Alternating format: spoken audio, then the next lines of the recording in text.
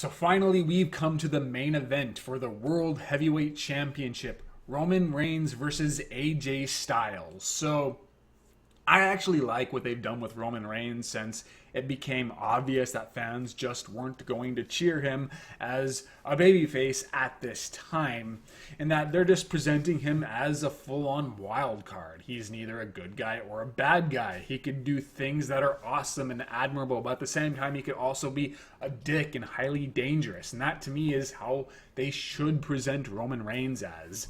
In my opinion, they should tone down his promos a bit more, like the whole thing where he says, I'm not a good guy, I'm not a bad guy, I'm the guy.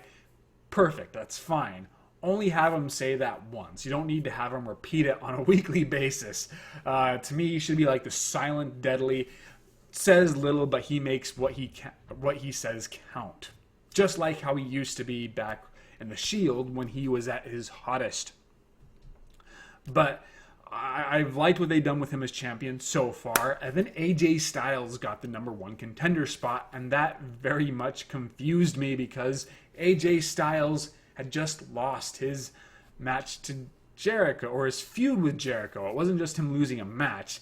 Jericho was the conclusive victor in their storyline. That's why I thought Jericho should probably go on to have a shot at this title, ultimately lose, but that would at least make sense on a booking level. AJ Styles lost to Chris Jericho, and that propels him to the title scene. I hate that kind of shit. I hate it. I hate it. I hate it. Even though they try to justify it by saying, he won the fatal 4-way match, still, that goes beyond the logic of booking. You need to have the #1 contender seem credible. If he wins any kind of battle royale while he's losing his singles programs, then we're not going to buy him as a credible contender. That's just how it works. That's why I hate that shit. But at the same time, WWE really made up for it by creating, I think, one of the most compelling storylines that I have seen for a long time. I really ended up liking how they used the Bullet Club. They just show up and they kick the shit out of people, and they immediately kind of align themselves with AJ Styles. They emphasize that, these guys are friends, they have history together, and the Bullet Club wants to put that championship on AJ Styles. But there's a lot of intrigue thrown in there. Are they really loyal to him? Do they have their own agenda and are just seeing him as a pawn? You don't really know, but the way they play their characters, you sort of get there is that possibility. AJ Styles, on the other hand, he's just shown to be a straight-up babyface in contrast to Roman Reigns being a wild card. He seems reluctant to have their help. He tells them, I can handle this myself. He emphasizes that he has had nothing to do with their ambushes. But at the same time, you also get the impression that he might be coming around. He's sort of teasing the possibility that maybe this is what he needs to become the #1 guy in the company. That maybe he needs their help. Or maybe he's just, it's showing a character flaw where he just kind of gives into that temptation and decides to use them anyway. I really find this stuff to be compelling, and it makes all of their segments that much more interesting. Now, the Usos have kind of become involved, which I guess makes sense. They're pretty much just, WWE has no plans for them right now, so their presence kind of evens up the odds for Roman Reigns, and it gives AJ Styles a little bit more face, because if Roman Reigns conquered AJ Styles and the Bullet Club on his own, that really reinforces how weak AJ Styles is and how he does not belong in the title scene at this time. But the Usos, I'm actually okay with their presence, and they want to help Roman Reigns. Roman Reigns doesn't really want their help, but at the same time, he's not going to push them away when they do get involved either. So I ended up just really, really loving this storyline. And the match, I actually thought was really good too. Roman Reigns, I noticed, works best with smaller, more agile guys. His best match, in my opinion, has been with Seth Rollins.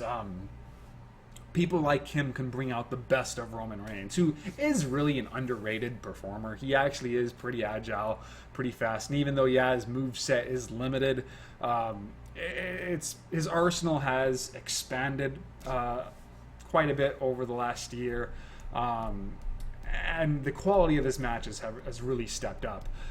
But they found perfect chemistry in the ring. I just loved seeing how both men were used. AJ Styles is probably the one who is carrying it. I don't want to say that with conviction, though. But at the same time, both men played their roles so well. I loved the pacing, very fast, very exciting. I liked the spots, the whole thing where AJ forearmed Roman Reigns through the commentator's table. That was badass. That was awesome. And I actually liked how Roman Reigns really sold it. He could not get up in time for the 10 count. And when that happened, I was like, I'm not really sure how I feel about this. On one hand, it definitely just made AJ Styles a credible number one contender if the goal is simply to set up a rematch. On the other, that's kind of an anticlimactic way to finish a main event. But then Shane comes out and changes the rules so there are no countouts. And I'm like, that's pretty cool. Now I'm kind of excited to see where this goes now. And their clash continues, great back and forth. I love the use of psychology. I love the story they told. And eventually the Bullet Club gets involved. And so Stephanie McMahon comes out and she says it's a no disqualification match. So now it's like, oh, shit's gotten real. The Usos, of course, come out to save the day, and they still manage to top themselves in terms of spots. I love it when Roman Reigns jumps over the top rope and splashes onto everybody. I liked how AJ Styles seemed to be the craftier of the two without being, a dirty player. I liked how both men would sell injuries. And I thought the use of Shane and Stephanie made the match feel so much more important, while at the same time, this match benefited this whole corporate angle between Stephanie and Shane. So it's like they both served each other very well, in contrast to, let's say, the Miz versus Cesaro and Owens versus Zayn, where it seemed like one storyline just kind of devoured the other. I did feel the actual finish was a little anticlimactic. Nothing major, but I agree that Roman Reigns should have won. A lot of people don't, obviously, but to me, if AJ Styles won in the rematch, I actually might be okay with that. But here, I think it's just too early. But AJ Styles, his stock really went up as, once again, a credible contender for this championship. I won't deny that AJ Styles is a great performer, but once again, he lost to Chris Jericho, so it's like, okay, if he went on to win the mid-card belts, I'd be fine with that, but going on to win the World Heavyweight Championship, that would just kind of diminish both Roman Reigns and the belt more than elevating AJ Styles. But now, after this match, I've changed my mind. If he wins at Extreme Rules, he probably won't. I could totally buy it. So I thought this was a great main event.